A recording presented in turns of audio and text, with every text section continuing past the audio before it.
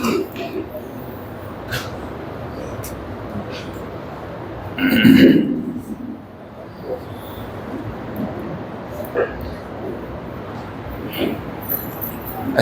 عليكم ورحمة الله وبركاته. نحمده ونستعينه ونستغفره ونؤمن به ونتوكل عليه ونعوذ بالله من شرور أنفسنا ومن سيئات أعمالنا. من يهد الله فلا مضل له ومن يضلله فلا هادي له. وأشهد أن لا إله إلا الله وحده لا شريك له.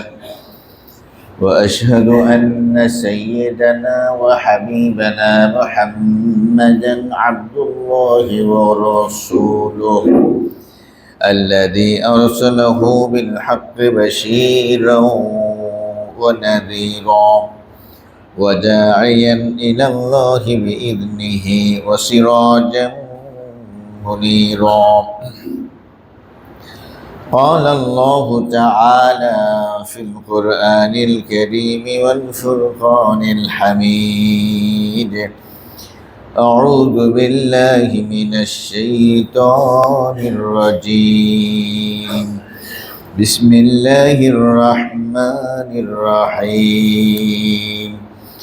قل إن كنتم تحبون الله فاتبعوني يحببكم الله ويغفر لكم ذنوبكم والله غفور رحيم. اللهم صل وسلم وبارك على محمد وعلى آله وصحبه أجمعين. সম্মানিত শ্রদ্ধেয় মুসল্লিবৃন্দ, মহান রবের দরবারে হাজার কোটি শুকর, তিনি আমাদেরকে সুস্থ রেখে ঈমানি হায়াত নসিব করে সালাতুল জুমা আদায়ের জন্য আগেই মসজিদে চলে আসার তৌফিক দান করেছেন। শুকরিয়া আদায় করে বলি আলহামদুলিল্লাহ। সম্মানিত ভাইরা আমার, আমাদের আনুগত্যের কেন্দ্রবিন্দু হলো আল্লাহ এবং তাঁর রাসূল। মুক্তির জন্য, নাজাতের জন্য এই একটাই রাস্তা, আল্লাহর আনুগত্য করা আর রাসূলের আনুগত্য করা। এটা আমরা সবাই জানি যে আবুল বাশার আদম আলাইহিস সালাতু ওয়াস সালাম, কোন কোন মানুষের নাম আছে আবুল বাশার, আছে নাকি নেই? এই নামটা কেমনে রাখে আমি বুঝি না। মৌলবীরা কেমনে এই নামটা সাজেস্ট করে সেটাও বুঝে আসে না। আল বাশার মানে হলো মানব জাতি, আবুল বাশার মানে হলো মানব জাতির পিতা। তো মানব জাতির পিতা কে? আদম আলাইহিস সালাতু ওয়াস সালাম। এখন দেখি গ্রামে গ্রামে আবুল বাশার পাওয়া যায়। হ্যাঁ, এই নামটা ঠিক না। যদি কারো এই নাম থাকে এটা পরিবর্তন করা দরকার।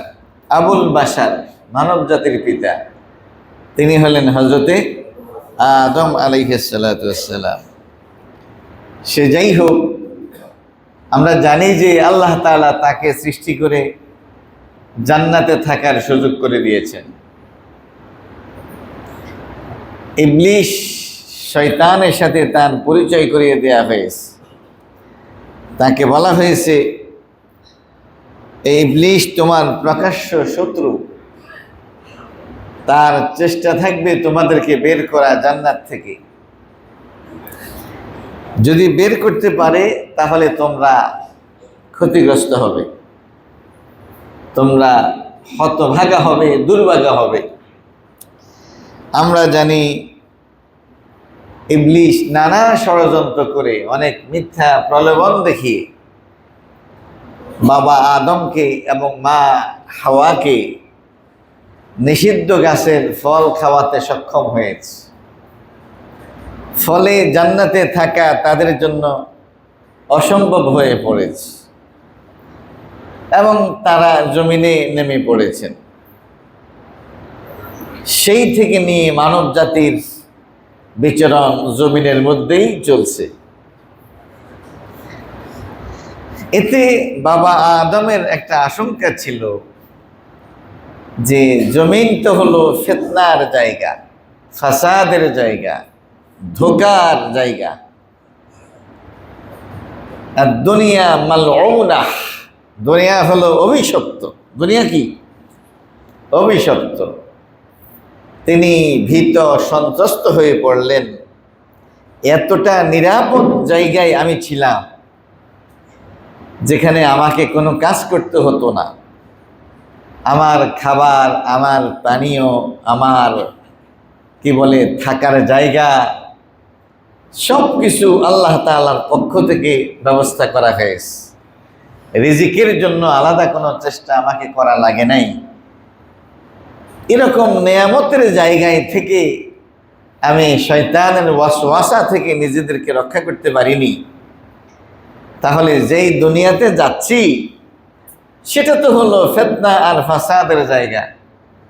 আমাকে উপার্জন করে আমার খাবার ব্যবস্থা করতে হবে, আমাকে চেষ্টা করে আমার বিশুদ্ধ পানির ব্যবস্থা করতে হবে, আমাকে চেষ্টা করে আমার থাকার জায়গার ব্যবস্থা করতে হবে। তাহলে এই দুনিয়াতে থেকে আমি কি করে শয়তানের ওয়াসওয়াসা থেকে নিজেকে রক্ষা করে জান্নাতে পৌঁছব? এরকম একটি আশঙ্কা তাকে পেয়ে বসেছে। আল্লাহ তাআলা অভয় বাণী দিয়ে বললেন, ফাইম্মা ইয়াতিয়ান্নাকুম মিন্নি হুদান ফামান তাবিআ হুদায়া ফালা খাউফুন আলাইহিম ওয়ালা হুম ইয়াহজানুন। আল্লাহ বলছেন, আদম চিন্তা করো না, তোমাকে দুনিয়াতে পাঠিয়ে আমি ছেড়ে দেব না। তোমার সামনে হেদায়েত থাকবে। কি থাকবে? হেদায়েত থাকবে, পথ নির্দেশিকা থাকবে, পাথেও থাকবে। এর অনুকরণ করবা। তোমার কোনো চিন্তা নেই, কোনো ভয় নেই যে জান্নাত তুমি হারিয়েছো, সেই জান্নাতে আমার সোজা তুমি প্রবেশ করতে সক্ষম হবে। শর্ত হলো আমার দেয়া হেদায়েতের অনুসরণ করা, আমার দেয়া হেদায়েতের অনুসরণ করা। প্রিয় ভাইরা আমার, এই হেদায়েত নিয়ে পৃথিবীতে আগমন করেছেন লক্ষাধিক নবী এবং রাসূল। ওয়া ইন মিন উম্মাতিন ইল্লা খালা ফিহা নাযীর। আল্লাহ তাআলা বলছেন, এমন কোন উম্মত, সম্প্রদায়, জাতি এরকম নাই যেখানে আমি নাজির পাঠাইনি। নাজির মানে হলো সতর্ককারী। নাজির মানে কি? সতর্ককারী। প্রথম মানুষ আদম, প্রথম নবী আদম আলাইহিস সালাতু ওয়াস সালাম, যাতে করে মানব জাতির কোনো সদস্য একথা বলতে না পারে যে আমি তো হেদায়েত পাইনি। আমি এমন এক সময় পৃথিবীতে ছিলাম যখন পৃথিবীতে কোনো নবী ছিল না। এই কথা কোনো জাতি যাতে বলতে না পারে।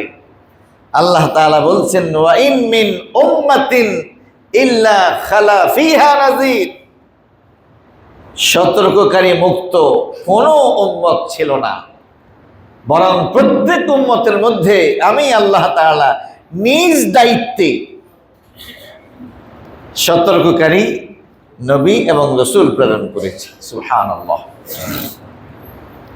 প্রিয় ভাইরা আমার, এরই ধারাবাহিকতায় সর্বশেষ হলেন নবী মুহাম্মদুর রাসূলুল্লাহ সাল্লাল্লাহু আলাইহি ওয়াসাল্লাম। তো তিনি তো তার জন্মের ৬৩ বছর পর মারা গেলেন, দুনিয়া থেকে চলে গেলেন, আল্লাহ তাআলা তাকে উঠিয়ে নিলেন। তিনি হলেন রাহমাতুল লিল আলামিন, তিনি হলেন পুরো মানব জাতির জন্য তিনি রাহমা, তিনি হলেন হুদাল লিল আলামিন, তিনি হলেন পুরো জগৎবাসীর জন্য তিনি হলেন হেদায়াত, হাদি, পথ প্রদর্শক। তাহলে তার মৃত্যুর পরে এই কাজটা কারা করবে? সুবহানাল্লাহিল আযীম ওয়া বিহামদিহি। আল্লাহ তাআলা আমাদের জন্য প্রত্যেক সপ্তাহে জুমার দিনের ব্যবস্থা করেছেন। সেই জুমার দিন জুমার নামাজের আগে খুতবার ব্যবস্থা করেছেন, যেই খুতবা হলো ওয়াজিব। এই খুতবা চলবে, এই খুতবার মাধ্যমে আমাদের দায়িত্ব এবং কর্তব্যের বিষয়গুলো খতিব সাহেব আমাদেরকে স্মরণ করিয়ে দিবেন, ইমাম সাহেবগণ আমাদেরকে স্মরণ করিয়ে দিবেন। এছাড়া আল্লাহ তাআলা নিজ দায়িত্বে কোন কোন মানুষের হৃদয়ের মধ্যে দ্বীনের প্রতি, ইসলামের প্রতি, আল্লাহর প্রতি, রাসূলের প্রতি মহব্বত আর ভালোবাসা তৈরি করে দিবেন, যারা তাদের সমস্ত শক্তি আর সামর্থ্য, তারা তাদের সমস্ত যোগ্যতা দ্বীন প্রতিষ্ঠার জন্য, দ্বীন প্রচারের জন্য ব্যয় করবেন। সুবহানাল্লাহ। পৃথিবী বিখ্যাত একজন ডাক্তার, আপনারা জানেন, ডাক্তার জাকির নায়েক, নাম শুনেন নাই? তার সম্পর্কে যতই জানি ততই অবাক হচ্ছি। মানে আমাদের মৌলবীদের মতো তিনি কোনো কমার্শিয়াল বক্তা না। তিনি যেখানে যাচ্ছেন সুযোগ থাকলে প্লেন ভাড়াটাও তিনি দেওয়ার চেষ্টা করেন। যেখানে প্রোগ্রাম করতেছেন তাদের কাছ থেকে তিনি হাদিয়া নেওয়ার চেষ্টা করছেন না, বরং মৌলবীদেরকে ভাড়া করে করে তিনি নিয়ে যান, তাদের মাধ্যমে ইসলামের বিভিন্ন বক্তব্য রেকর্ড করে মুসলিম বিশ্ব নয় সারা পৃথিবীবাসীকে ইসলামের অমীয় বাণী শোনানোর তিনি চেষ্টা করে যাচ্ছেন। এটাও কিন্তু আল্লাহ তাআলার কৌশলেরই একটা অংশ। এটা আল্লাহ তাআলার কি কৌশলেরই একটা অংশ। এটা আল্লাহ তাআলা দায়িত্ব পালন করতেছেন যে ফ্রি, বিনা পয়সায় নবী এবং রাসূলগণ যেইভাবে দাওয়াতের কাজ করেছে, তালিমের কাজ করেছে, মুহাম্মদ সাল্লাল্লাহু আলাইহি ওয়াসাল্লামের মৃত্যুর পরেও কিয়ামত পর্যন্ত এইভাবে আল্লাহ তাআলা আমাদের কর্ণকুহরে ইসলামের আহ্বান পৌঁছাতে থাকবেন, সেটা নিজ দায়িত্বে তিনি করাই নেবেন। সম্মানিত ভাইরা আমার, রবিউল আউয়াল মাসের আজকের এই দ্বিতীয় খুতবা এসে আমি আপনাদের সামনে এই বিষয়টা আবার তুলে ধরতে চাই। আমাদের দায়িত্ব এবং কর্তব্য হলো আল্লাহ তাআলার আনুগত্য করা এবং তার রাসূলের আনুগত্য করা। দেখুন কোরআন কি বলছে। إذ قال لهم أخوهم نوح ألا تتقون إني لكم رسول أمين ফাত্তাকুল্লাহা ওয়া আতিউন ওয়া মা আসআলুকুম আলাইহি মিন আজর ইন আজরিয়া ইল্লা আলা রাব্বিল আলামিন। সুবহানাল্লাহ। আল্লাহ তাআলা আমাদেরকে ইতিহাস শোনাচ্ছেন। নূহ আলাইহিস সালাতু ওয়াস সালাম তিনি তার উম্মতদেরকে বলছেন, তোমরা ভয় করো, আলা তাত্তাকুন, তোমরা কি তাকওয়ার নীতি অবলম্বন করবে না? ইন্নী লাকুম রাসূলুন আমিন, আমি হলাম রাসূল, আমি হলাম মেসেঞ্জার, আমি হলাম বার্তাবাহক, আমিন, আমি হলাম বিশ্বস্ত, আমি কোনো অসত্য কথা তোমাদেরকে বলছি না। ফাত্তাকুল্লাহা ওয়া আতিউন, এই জামানায় আমি যেহেতু আল্লাহর রাসূল, আমি যেহেতু এই জামানায় আল্লাহর পক্ষ থেকে প্রেরিত নবী, মেসেঞ্জার আমি, সুতরাং তোমরা আল্লাহকে ভয় করো, সাথে সাথে আমার আনুগত্য করো, আমার ইতাআত করো, আমার অনুসরণ করো। যেই যুগে যিনি নবী হবেন, যেই যুগে তিনি রাসূল হবেন, তার আনুগত্য করা ওই সময়ের মানুষদের জন্য ফরজ। তার আনুগত্য করা ওই সময় মানুষের জন্য কি ফরজ। এরপরে তিনি বলছেন, আমি যে তোমাদেরকে দাওয়াত দিচ্ছি, এর কোনো বিনিময় আমি তোমাদের কাছে চাই না। আমি যে কষ্ট করতেছি দিন আর রাত, সকাল থেকে সন্ধ্যা, এই যে আমি দিনে রাতে দাওয়াতের কাজ করতেছি, কষ্ট করতেছি, তোমরা আমাকে মারতেছ, আমি আমার অনুসারীদের কাছ থেকে কোনো পুরস্কার চাই না। আমি তো আল্লাহর লোক, আমার এই চাকরি আমাকে আল্লাহ তাআলা দান করেছেন, আমার বেতন তোমরা দিয়ে পোষাইতে পারবা না, আমাকে আমার বেতন দেবেন, আমার পুরস্কার দিবেন আল্লাহ সুবহানাহু ওয়া তাআলা। আল্লাহ সুবহানাহু, এই কথাটা কে বলেছেন? হযরতে নূহ আলাইহিস সালাতু ওয়াস সালাম তার জাতিকে বলেছেন।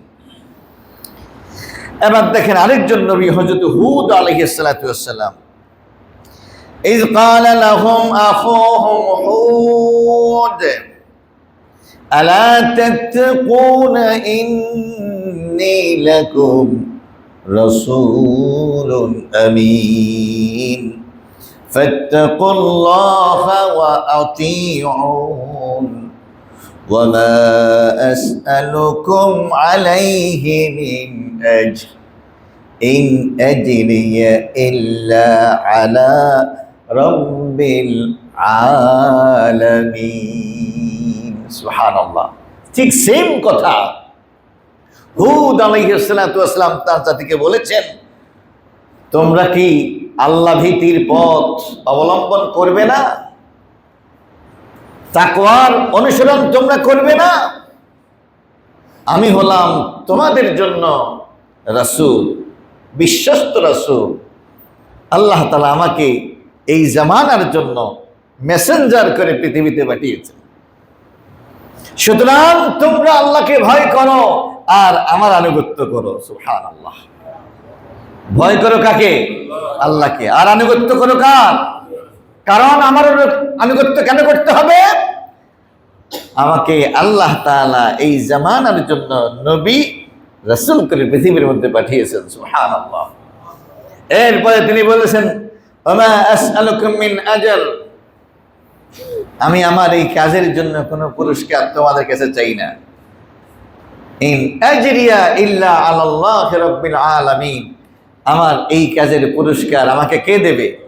কে দেবে? রব্বুল আলামিন আমাকে দেবে। আমার এই কাজের বদৌলতে পৃথিবীর কোনো কিছু দিয়ে পুরস্কার দেয়া সম্ভব নয়। আমাকে চাকরি দিয়েছেন আল্লাহ, এই দায়িত্ব আমাকে আল্লাহ তাআলা দিয়েছেন, আমি তার কাছেই আমার এই কাজের পুরস্কার চাই। সুবহানাল্লাহ। নবীদেরকে আল্লাহ তাআলা আরেকটা কথা বলেছেন, তোমরা মাথায় রাখবে একটা কথা, সেটা হলো তোমরা শুধুই শুধুই তোমরা আমার বক্তব্য পৌঁছে দেবে। ওমা আলার রাসূলি ইল্লাল বালাগ। আল্লাহ তাআলা বলছেন, আমার রাসূলকে আমি এই দায়িত্ব দেই নাই, কে কতজন আমার গোলামকে স্বীকার করতে পারবা সেই আলোকে আমি তোমাকে পুরস্কার দেব, না, এই জাতীয় কথা না। অনেক প্রতিষ্ঠান তার এমপ্লয়ীদেরকে বলে যে যত বেশি ছাত্র আনতে পারবেন তাকে তত বেশি পুরস্কার দেওয়া হবে, বলে নাকি বলে না? একজন ছাত্র যদি ভর্তি করাইতে পারেন 5,000 টাকা আপনার, কি? কারণ একজন ছাত্রের কারণে একটা প্রতিষ্ঠান, কোনো প্রতিষ্ঠান 1 লাখ টাকাও কামায়, 2 লাখ টাকাও কামায়, 3 লাখ টাকাও কামায়। আমি যেখানে আছি পাশেই একটা নুরানি প্রতিষ্ঠান, প্রতিষ্ঠাতা তার এমপ্লয়ি শিক্ষকদেরকে বলেছে, যিনি যত বেশি ছাত্র এনে দিতে পারবেন, সবচেয়ে বেশি যিনি ছাত্র এনে দিতে পারবেন, তাকে আমি গোল্ডের, স্বর্ণের কোনো একটা জিনিস পুরস্কার দেব। সৌভাগ্যক্রমে সেই পুরস্কার বিতরণী অনুষ্ঠানে আমি প্রধান মেহমান ছিলাম। আমার হাত দিয়ে ওই শিক্ষককে পুরস্কার দেয়া হয়েছে, কারণ তিনি বেশি সংখ্যক ছাত্র ভর্তি করাইতে সক্ষম হয়েছেন। আল্লাহর ব্যাপারটা ভিন্ন। আল্লাহ তাআলা বলেছেন, ওমা আলার রাসূলি ইল্লাল বালাগ। আমি আমার রাসূলকে এই দায়িত্ব দেই নাই, তোমরা যে যত বেশি আমার গোলামকে স্বীকার করতে পারবা, তোমার অনুসারী যত বেশি বাড়াইতে পারবা, সেই আলোকে তোমার মর্যাদা নির্ণীত হবে, এই কথা কিন্তু আল্লাহ তাআলা বলেন নাই। আদম আলাইহিস সালাতু ওয়াস সালাম থেকে নিয়ে মুহাম্মদ সাল্লাল্লাহু আলাইহি ওয়াসাল্লাম পর্যন্ত সমস্ত নবী এবং রাসূলের একই বক্তব্য, তোমরা কি শুনবা নাকি শুনবা না এটা তোমাদের ব্যাপার। তোমরা কি আমার আনুগত্য করবা নাকি করবো না সেটা তোমাদের ব্যাপার। তোমরা কি আল্লাহর গোলামি করবা নাকি করবা না এটা তোমাদের ব্যাপার। আমাদের দায়িত্ব হলো তোমাদের কর্ণকুহরে সত্যের পয়গাম পৌঁছে দেয়া। সেই পয়গাম যদি তোমরা গ্রহণ করো, আল্লাহ তাআলা তোমাদেরকে জান্নাতের মেহমান বানিয়ে দিবেন। আর যদি এই পয়গাম অস্বীকার করো, আমরা আমাদের দায়িত্ব শেষ করলাম। কেন এই সত্য অস্বীকার করলা? প্রস্তুত থাকো, আমরা কিন্তু আল্লাহর মেসেঞ্জার। আমরা কার মেসেঞ্জার? আমরা আল্লাহর রাসূল। রাসূল মানেই হলো মেসেঞ্জার। আমার আনুগত্য স্বীকার করেছো, এর অর্থ হলো স্বয়ং রব্বুল আলামিনকে তোমরা স্বীকার করেছো। প্রস্তুত থাকো তার পাকড়াও থেকে নিজেদেরকে কিভাবে রক্ষা করবা। সুবহানাল্লাহিল আযীম ওয়া বিহামদিহি। এই জন্য দেখবেন বাংলাদেশের মৌলবীরা যখন ওয়াজ করে, ওয়াজের শেষে বলে, ওমা আলাইনা ইল্লাল বালাগুল মুবিন, বলে নাকি বলে না? তার মানে হলো এই যে 2-3 ঘন্টা আমি ওয়াজ করলাম, বয়ান করলাম, আপনারা যে আমাকে ভালো ভালো খাওয়ান দেবেন, যাওয়ানোর সময় আমার প্যাকেট দিয়ে দেবেন, কি আমি আমার পুরস্কার পাইয়া গেছি, বাকিটা আল্লাহ তাআলা আমাকে দেবে। যেই কথাগুলো কোরআন এবং সুন্নাহ থেকে বলেছি, এদূর পর্যন্তই আমার দায়িত্ব। আপনাদেরকে পালন করাইয়া দেয়া এটা আমার দায়িত্বের মধ্যে পড়ে না। এটা আমার দায়িত্বের মধ্যে, যাদের কর্ণকুহরে সত্যের আহ্বান পৌঁছেছে তাদের জন্য এটা ওয়াজিব, তাদের জন্য এটা ফরজ, এটা ম্যান্ডেটরি দায়িত্ব। কোরআন এবং সুন্নাহর বক্তব্য শুনে গ্রহণ করা, মান্য করা এবং আনুগত্য করা। কি বলেন, ঠিক কিনা? আল্লাহ তাআলা আমাদেরকে বুঝার তৌফিক নসিব করুন। সবাই বলেন আমিন। অনুরূপভাবে আমরা দেখি হযরতে সালেহ আলাইহিস সালাতু ওয়াস সালাম, তিনিও তার জাতিকে একই কথা বলেছেন। ইয ক্বালা লাহুম আখুহুম সালেহ আলা তাত্তাকুন ইন্নী লাকুম রাসূলুন আমিন ফাত্তাকুল্লাহা ওয়া আতিউন ওয়া মা আসআলুকুম আলাইহি মিন আজর ইন আজরিয়া ইল্লা আলা রাব্বিল আলামিন। সুবহানাল্লাহ। একই কথা, একই স্লোগান, আল্লাহকে ভয় করো, আমি আল্লাহর রাসূল, আমি আল্লাহর বিশ্বস্ত রাসূল, আল্লাহকে ভয় করো, আর এই জামানায় আমি হলাম রাসূল, সুতরাং আমার আনুগত্য করো। আমি আমার এই কাজের পুরস্কার তোমাদের কাছে চাই না, আমাকে পুরস্কার দেবেন কে? এইভাবে আমরা দেখি হযরতে লূত আলাইহিস সালাম, হযরতে শুআয়ব আলাইহিস সালাম বিভিন্ন সূরার মধ্যে আল্লাহ তাআলা এই বিষয়গুলো আলোচনা করেছেন, কিন্তু বক্তব্য এক। বক্তব্য কি? এর কারণ কি? এর কারণ হলো নবীর সংখ্যা অনেক, এলাকা বিভিন্ন জায়গায়, সময় বিভিন্ন, কিন্তু পাঠাচ্ছেন কে? কে পাঠাচ্ছেন? আল্লাহ এক, তার হাদায়াত এক, তার বক্তব্য এক। কি বলেন, ঠিক কিনা?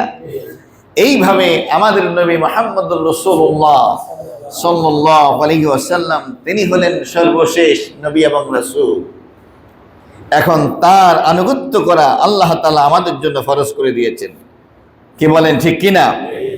সুতরাং রবিউল আউয়াল মাসের এই দ্বিতীয় জুমায় আমাদের বক্তব্য এবং আমাদের সিদ্ধান্ত গ্রহণের সময় এসেছে। আমরা আমাদের হায়াতে যদিও এরকম কোনো সিদ্ধান্ত নিয়ে থাকি যে নবী মুহাম্মদুর রাসূলুল্লাহ সাল্লাল্লাহু আলাইহি ওয়াসাল্লাম তিনি আমার নবী, তিনি আমার রাসূল, কেবলমাত্র মুখে স্বীকার করার জন্য এই কথা বললে হবে না, বরং সিদ্ধান্ত নিতে হবে আমার জীবনের প্রতিটি অংশে আমি যার আনুগত্য করব তিনি হলেন আমাদের প্রিয় নবী মুহাম্মদুর রাসূলুল্লাহ সাল্লাল্লাহু আলাইহি ওয়াসাল্লাম। জীবনের প্রতিটি ক্ষেত্রে জীবনের কোন অংশ আল্লাহর রাসূল সাল্লাল্লাহু আলাইহি ওয়াসাল্লামের দেখানো পথ থেকে আলাদা করা যাবে।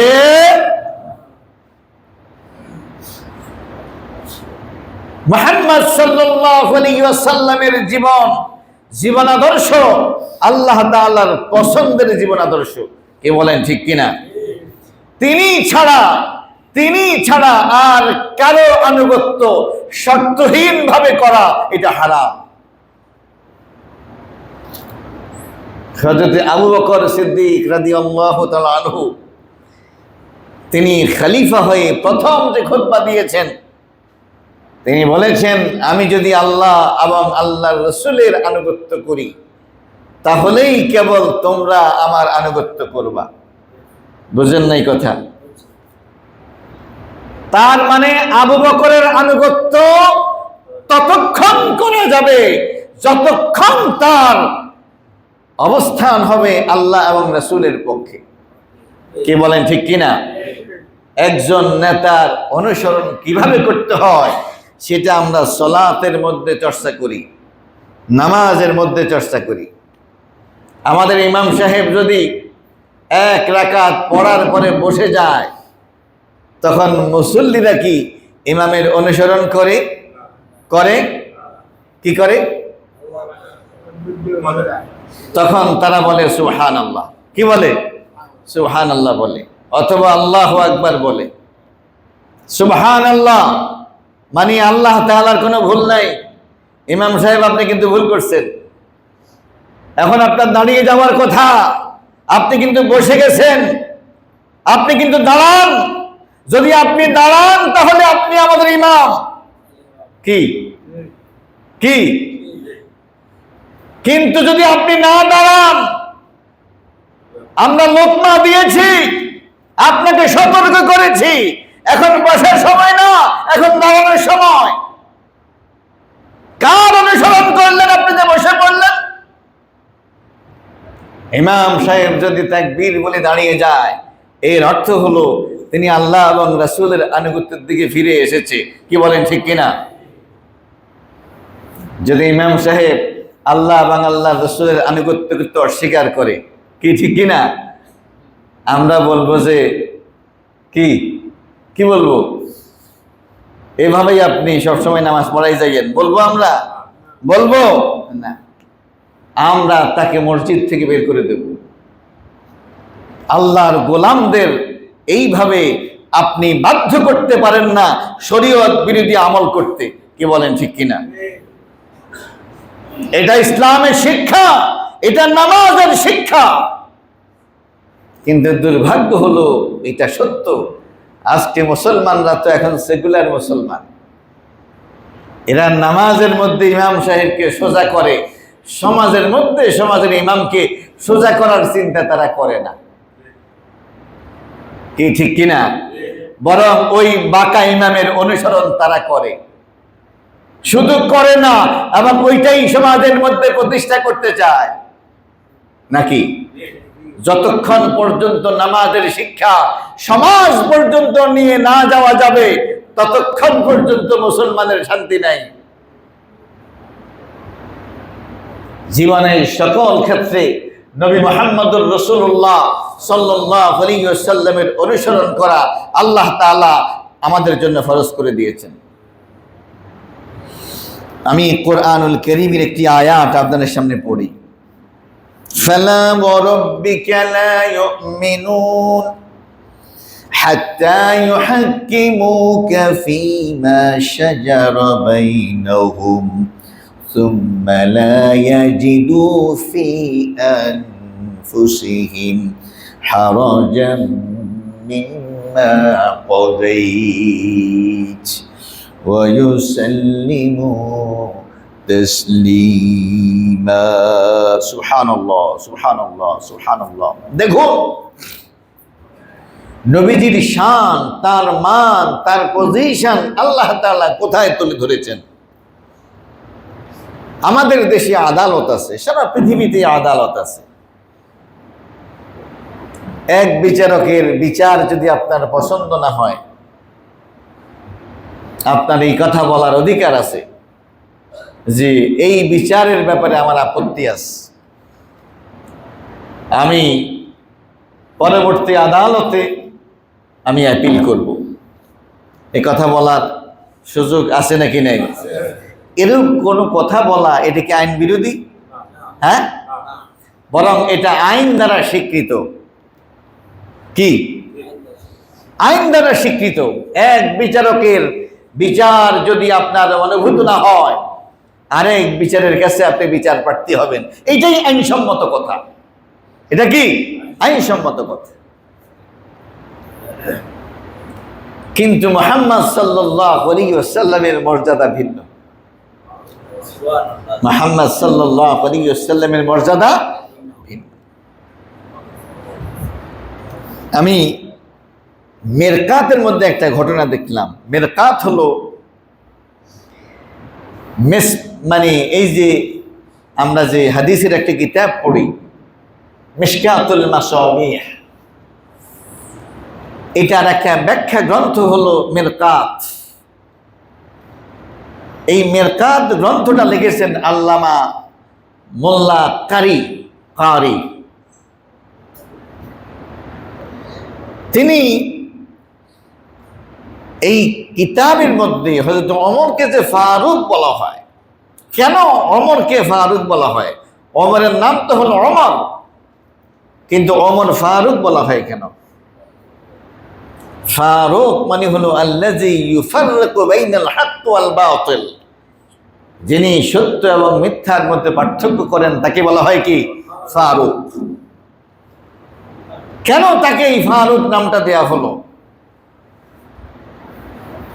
এই মেরকাতের মধ্যে মোল্লা আলী কারি রাহিমাহুল্লাহ তিনি উল্লেখ করেছেন, একবার এক মুসলিম আর এক ইহুদির মধ্যে কোনো একটা বিষয়ে ঝগড়া হয়েছে। এখন এই দুইজনের মধ্যে এই মুশাজারা, এই বিতর্কের সমাধানের জন্য তারা চিন্তা করলো কোন একজন কাজীর কাছে তারা যাবেন, বিচারকের কাছে যাবেন, জাজের কাছে যাবেন। কার কাছে যাওয়া যাবে? ইহুদিটা চিন্তা করলো সে সত্যের উপরে আছে, তাহলে একজন ন্যায় ইনসাফগার বিচারক যদি উনি পান তাহলে তার পক্ষে রায়টা আসবে। তিনি বললেন যে তোমাদের নবী মুহাম্মদ উনি আমার পছন্দ, উনি আমাদের মধ্যে ফয়সালা করবেন। কিন্তু যেটা মুসলমান সে চিন্তা করলো তার মধ্যে গিলটি আছে। কি আছে? গিলটি আছে। সেই জন্য সে চিন্তা করলো কোন 2 নম্বর বিচারক যদি পাওয়া যায়, আল্লাযী ইয়াখুযুর রিশওয়া, যে ব্যক্তি ঘুষ খায়, এরকম একজন বিচারক পাওয়া গেলে তার জন্য সুবিধা। ইহুদিটা প্রস্তাব করলো আমাদের প্রিয় নবী মুহাম্মদুর রাসূলুল্লাহ সাল্লাল্লাহু আলাইহি ওয়াসাল্লাম বিচার করবে, আর মুসলমান প্রস্তাব করলো বিচার করবে কাব বিন আশরাফ, সে হলো ইহুদিদের নেতা। কি কি আজীব! যাই হোক, অবশেষে উভয়ের বিতর্কের পরে দুজনেই মুহাম্মদ সাল্লাল্লাহু আলাইহি ওয়াসাল্লামের কাছে আসলেন। আসার পর নবীজি ফয়সালা দিলেন। সব শুনে তিনি মুসলমানের পক্ষে রায় দিতে পারলেন না, তিনি ইহুদির পক্ষে রায় দিলেন। মুসলমানটা চিন্তা করলো রায় তো তার মনোভূত হলো না, পছন্দ হলো না, সে এখন সানি বিচার করাবে। কি বিচার করাবে? সানি বিচার করাবে। মুহাম্মদ সাল্লাল্লাহু আলাইহি ওয়াসাল্লামের রায়ের পর আমার রায় দেবে কে? সে চিন্তা করলো ওমর হলো আশিদ্দাউ আলাল কুফার, কাফেরদের ব্যাপারে, অমুসলিমদের ব্যাপারে বজ্রের মতো তিনি কঠোর। আশা করি তার কাছে গেলে বিচারটা আমি পাবো। মুসলমান করে যে আমি এই বিচার মানি না, কি করতে হবে? সানি বিচার করাবো। কার কাছে যাইবা? ওমরের কাছে যাবো। বেচারা ইহুদি বাধ্য হয়ে মানলো এবং দুজনেই হযরত ওমর রাদিয়াল্লাহু তাআলা আনহুর কাছে আসলো। আসার পর ইহুদিটা বলল, কয় দেখো আমাদের মধ্যে ঝগড়া হলো একটা বিষয় নিয়ে, আমরা দুজনেই চিন্তা করলাম একজন কাজীর কাছে যাব, বিচারক বিচার করবেন। আমি তোমাদের নবী মুহাম্মদের নাম প্রস্তাব করলাম, সে আমাদের ইহুদিদের নেতা কাব বিন আশরাফের নাম প্রস্তাব করলো। অবশেষে মুহাম্মদ সাল্লাল্লাহু আলাইহি ওয়াসাল্লাম আমাদের মধ্যে ফয়সালা করলেন, তিনি আমার পক্ষে রায় দিলেন। এখন তোমাদের মুসলমানটা বলতেছে সে নাকি তোমাদের নবী মুহাম্মদের রায় মানে না, এখন সানি বিচার করার জন্য তোমার কাছে আবার আসছে। হযরত ওমর রাদিয়াল্লাহু তাআলা আনহু মুসলমানটাকে জিজ্ঞেস করে, ইহুদি যেই কথা বলছে এটা কি ঠিক? হ্যাঁ, কথা এটাই। তাহলে তুমি দাঁড়াও, আমি আসি। তিনি ঘরে গেলেন, খাপ থেকে তরবারি বের করলেন, এরপরে এসে তিনি এক কোপ দিয়ে ওই কথিত মুসলমানের মাথা শরীর থেকে আলাদা করে দিলেন, আর বললেন মুহাম্মদ সাল্লাল্লাহু আলাইহি ওয়াসাল্লাম কোন বিষয়ে রায় দেওয়ার পর ওই রায়ের ব্যাপারে যেই ব্যক্তি আপত্তি করে ওই লোকের পৃথিবীতে মাথা উঁচু করে চলার কোনো অধিকার নাই।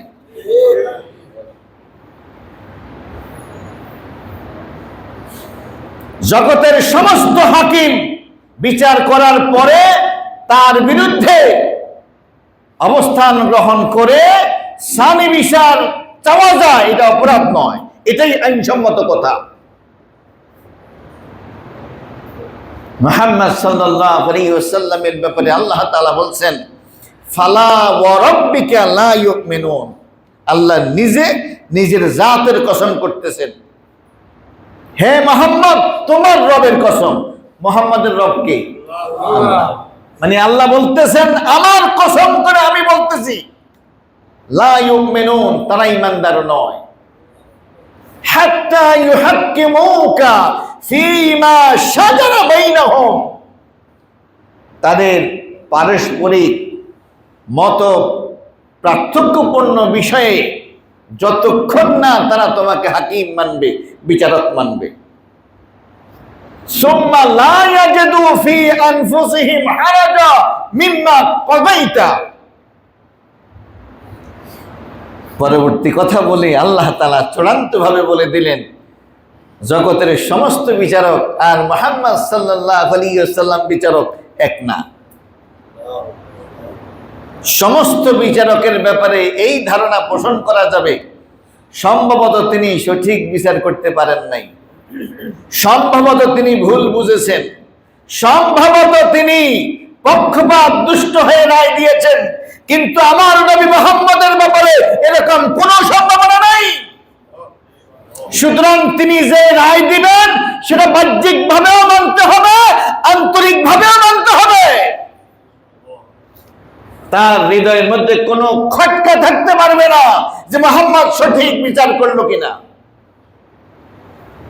ওয়ায়ুসাল্লিমু তাসলিমা, বরং কমপ্লিটলি তার রায়ের উপরে সারেন্ডার করতে হবে।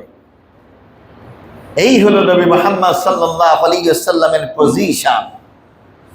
সেই নবীর উম্মত আজকে মুহাম্মদ সাল্লাল্লাহু আলাইহি ওয়াসাল্লামের অনুসরণ করে না। ইসলামের নবী মুহাম্মদুর রাসূলুল্লাহ সাল্লাল্লাহু আলাইহি ওয়াসাল্লাম বলেছেন, কুল্লু উম্মতি ইয়াদখুলুনাল জান্নাহ, আর কোন নবীর উম্মত শতভাগ জান্নাতে যাবে না। এটা এই নবীর স্পেশালিটি। আমার নবী মুহাম্মদ সাল্লাল্লাহু আলাইহি ওয়াসাল্লামের উম্মত কত ভাগ? কত ভাগ? 100 ভাগ জান্নাতে যাবে। সুবহানাল্লাহ। প্রত্যেকটা নবীর জন্য এরকম একটা দোয়া ছিল, যেই দোয়াটা করলে সেটা কবুল হবে। প্রত্যেকটা নবী এটা একটা স্পেশাল দোয়া। সমস্ত নবী যে যখন বিপদে পড়েছে তখনই ওই স্পেশাল দোয়াটা করে ফেলেছে, কিন্তু আমাদের নবী মুহাম্মদুর রাসূলুল্লাহ সাল্লাল্লাহু আলাইহি ওয়াসাল্লাম হাজারো বিপদ মুসিবতের সমুদ্র পার করেছেন, কিন্তু ওই স্পেশাল দোয়াটা তিনি নিজের স্বার্থে ব্যবহার করেন নাই, তিনি এটা রেখে দিয়েছেন। তাকে বলা হলো, তোমার উম্মত অর্ধেক জান্নাতে যাবে, তুমি রাজি? উনি বলছেন যে না। তোমার উম্মত 4 ভাগের 3 ভাগ জান্নাতে যাবে, তুমি রাজি? কয় না। কয় যাও, আমি তোমাকে সন্তুষ্ট করলাম, যারাই তোমার উম্মত সবাই জান্নাতে যাবে। সুবহানাল্লাহ। এই নবীর উম্মত 100 ভাগ জান্নাতে যাবে, শর্ত হলো নবীর উম্মত হতে হবে। নবী সাল্লাল্লাহু আলাইহি ওয়াসাল্লাম বলছেন, কুল্লু উম্মতি ইয়াদখুলুনাল জান্নাহ, আমার সব উম্মত জান্নাতে যাবে, আমার সব উম্মত, ইল্লা মান আবা, তবে যে অস্বীকার করেছে সে না। যে অস্বীকার করেছে মানে কি? কিলা মান আবা, প্রশ্ন করা হলো, ইয়া রাসূলুল্লাহ, কে আমার অস্বীকার করলো? সুবহানাল্লাহ। ক্বালা মান আতাআনি দাখালাল জান্নাহ, মান আতাআনি দাখালাল জান্নাহ, যে ব্যক্তি আমার আনুগত্য করলো সে জান্নাতে গেল। তাহলে আমাদের নবীকে, আমাদের নবীকে, নবী যেহেতু মুহাম্মদ সাল্লাল্লাহু আলাইহি ওয়াসাল্লাম, এখন তার ইতাআত করা, তার অনুসরণ করা এটা ফরজ। তো যারাই তার অনুসরণ করবে, এদের যত পাপই থাক না কেন, এদের যত গুনাহই থাক না কেন, এদেরকে আল্লাহ তাআলা একটা সময়ে মাফ করে দিয়ে জান্নাতে পাঠিয়ে দিবেন। ওমান আসানি ফাকাত আবা, আর যে ব্যক্তি আমার আনুগত্য করতে অস্বীকার করে, আমার আনুগত্য করতে অস্বীকার করে, সেই আমাকে অস্বীকার করলো, সেই আবা, সে কি করলো? আজকে মুসলমানরা তাদের সংবিধানে বসে, ঠান্ডা মাথায় বসে সংবিধান রচনা করে, এবং সেই সংবিধানে আল্লাহর রাসূল সাল্লাল্লাহু আলাইহি ওয়াসাল্লামের অনুসরণ করা ওই সংবিধানের মধ্যে ফরজ রাখা হয় না। ওই সংবিধানের মধ্যে কি রাখা হয় না? ফরজ রাখা হয় না। কোন মুসলমানের সংবিধান এরকম হতে পারবে না যেই সংবিধানে আল্লাহর রসুলের আনুগত্যকে ফরজ স্বীকার করা হয় নাই।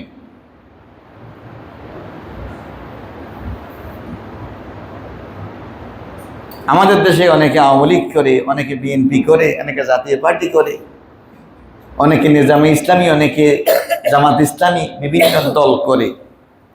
এই দলের অধীনে তলে তলে তলে তলে অনেক কুফুরির চর্চা হয়। কিসের চর্চা হয়? কুফুরির চর্চা হয়, ইসলাম বিরোধিতা চর্চা হয়। খুব ভালো করে খেয়াল করবেন, বিগত গভর্নমেন্টের সময় মূর্তি নিয়ে, মূর্তি প্রতিষ্ঠা নিয়ে হেফাজতের মৌলবীরা এবং বিভিন্ন মসজিদের মুসল্লিরা, ইমামরা মূর্তির ব্যাপারে কথা বলেছে, শেখ সাহেবের মূর্তি প্রতিষ্ঠার ব্যাপারে। তখন ছাত্রলীগের অনেকে, তারা মৌলবীদের এই সমস্ত কথায় প্রভাবিত হইয়া কেউ কেউ ফেসবুকে স্ট্যাটাস দিয়েছে, আগে আমার ধর্ম, পরে আমার দল। কি দিছে নাকি দিছে না? দিছে। এই সমস্ত ব্যক্তিদেরকে ছাত্রদের থেকে বহিষ্কার করা হয়েছে। বহিষ্কার করা হয়েছে এই মর্মে যে কারণ দেখানো হয়েছে, সেটা কি? যে এই সমস্ত ছাত্রলীগের কর্মীরা সংবিধান বিরোধী কাজ করেছে। খেয়াল করেন, এই কারণে তারা নাকি আর ছাত্রলীগ করতে পারবে না। তো সংবিধানে কি ছিল? কি ছিল সংবিধানে? ওই ছেলেগুলো বলছে আমি আওয়ামী লীগ করি, আর আমার ধর্মে মূর্তি প্রতিষ্ঠা করা এটা হারাম, মূর্তির কাছে কোনো কিছু চাওয়া এটা কুফরি, মূর্তিকে মহব্বত করা এটা শিরক। আমি দল করি কিন্তু ধর্মবাদ দিয়ে নয়। এই কথা বলার কারণে সে আওয়ামী লীগ করতে পারবে না, সে ছাত্রলীগ করতে পারবে না, কারণ এটা নাকি আওয়ামী লীগের সংবিধান বিরোধী। তো আপনাকে এই সংবিধান রচনা করার অনুমতি কে দিয়েছে? এটা আওয়ামী লীগের ব্যাপারে নয়। এটা যদি বিএনপির সংবিধানেও থাকে সেটাও কিন্তু কুফর হবে, সেটা যদি জামাত ইসলামী সংবিধানে থাকে সেটাও কিন্তু কুফর হবে। আমার বলা উদ্দেশ্য হলো আজকের এই আনুগত্যের কথা। আমরা আমাদের সামাজিক এরকম বহু নীতি, বহু আদর্শ নিজেরাও রচনা করেছি, যার সাথে আল্লাহ রাসূল সাল্লাল্লাহু আলাইহি ওয়াসাল্লামের আনুগত্যের কোনো সম্পর্ক নেই। অথচ এই রবিউল আউয়াল মাসে এই যে মিলাদুন নবী পড়েই আমরা মনে করি রাসূলের উপরে আমাদের হক শেষ হয়ে গেছে, আমাদের দায়িত্ব শেষ হয়ে গেছে। না ভাই, জন্ম থেকে মৃত্যু পর্যন্ত আল্লাহ রাসূল সাল্লাল্লাহু আলাইহি ওয়াসাল্লামের আনুগত্য করা ফরজ। এই জ্ঞান রাখার পরে যে ব্যক্তি সাধ্যমতো চেষ্টা করে মৃত্যুবরণ করবে, এই লোকটা যত বড় পাপী হোক, এক সময় রাসূল তাকে উম্মত হিসেবে স্বীকার করে জান্নাত পর্যন্ত নিয়ে যাবেন। কিন্তু যেই ব্যক্তি মনে করবে জীবনের সকল ক্ষেত্রে রাসূলুল্লাহর অনুসরণ করা সম্ভব না, কি কসম আল্লাহ, ওই লোকটা রাসূলের উম্মতি না। আল্লাহ ওয়াদা দিয়েছেন মুহাম্মদ তোমার সব উম্মত জান্নাতে যাবে, কিন্তু উম্মতের তালিকায় তার নামটা থাকতে হবে। আর সেই নাম থাকার শর্ত হলো সে মনে করবে আমার জীবনের কোন অংশ রাসূল সাল্লাল্লাহু আলাইহি ওয়াসাল্লামের আনুগত্যের বাহিরে যাওয়ার কোনো সুযোগ নেই। মানবীয় দুর্বলতায়, শয়তানের ওয়াসওয়াসায় কখনো যদি স্লিপ কাটে সেটা ভিন্ন কথা, কিন্তু ঠান্ডা মাথায় রাসূল সাল্লাল্লাহু আলাইহি ওয়াসাল্লাম বিরোধী কোন বিষয় রচনা করার অধিকার আমাদের নাই। আল্লাহ তাআলা আমাদেরকে বুঝার তৌফিক দান করুন।